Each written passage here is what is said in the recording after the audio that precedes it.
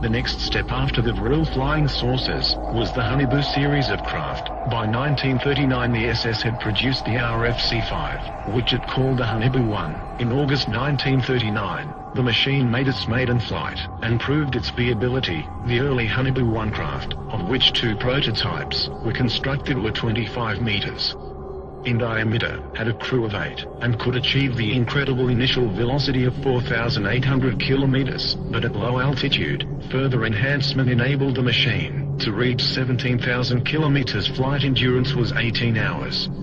To resist the incredible temperatures of these velocities, a special armor called Victolan was pioneered, specifically for both the Honeyboo and Vril series of disc craft.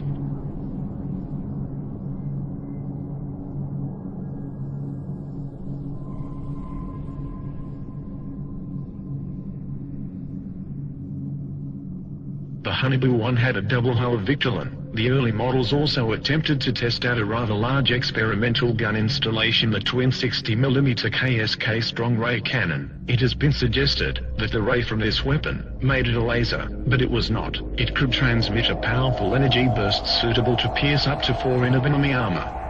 When a Vril 7 was shot down by the Russians, in 1945 a similar underbelly-mounted KSK gun was destroyed, with debris recovered from the battle site. The heavy gun installation, however, badly destabilized the disc, and in subsequent Honeyboo models lighter MG and MK cannon was supposedly installed. The Honeyboo 1 first flew in 1939 and both prototypes made 52 test flights.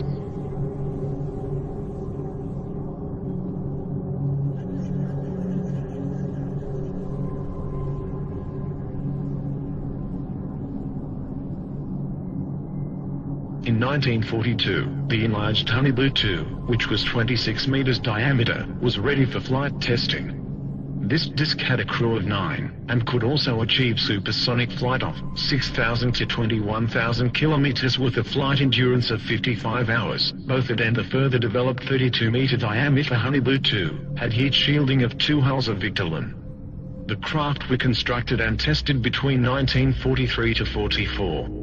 The craft made 106 test flights. By the end of 1940, the Honeyboo 2 had entered service as a reconnaissance aircraft, and there is certainly photographic evidence to support this. For example, one was caught on camera near Antarctica in 1940. The design of the Honeyboo 2 should be noted for future reference. Whatever their exact nature, it appears confirmed that a range of alternative design aircraft were by now on the drawing board, or hovering above the ground. Some of these designs proved worked, and successes were being reported. On 17 April 1945,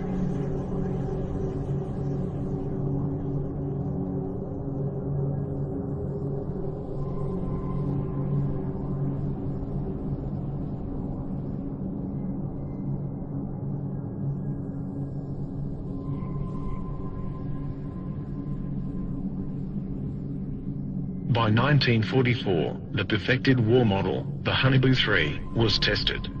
2 prototypes were built. These massive machines, several stories tall, were crewed by 20 men. They were also capable of hypersonic speed beyond 21,000 kilometers. The SS had intended further plans for a 120-meter diameter Honeyboo 4 were in the works, but no such craft is known to have been constructed before the end of the war. However, these new technologies were coming online too late, for the war was already being lost and won. Within months the Allies and Russians had poured into Central Europe. Hitler was thought dead and the war apparently over, and as soon as the war was over, ghost rockets started appearing over Scandinavia, and within 2 years flying saucers were being reported wholesale over mainland United States. It was no coincidence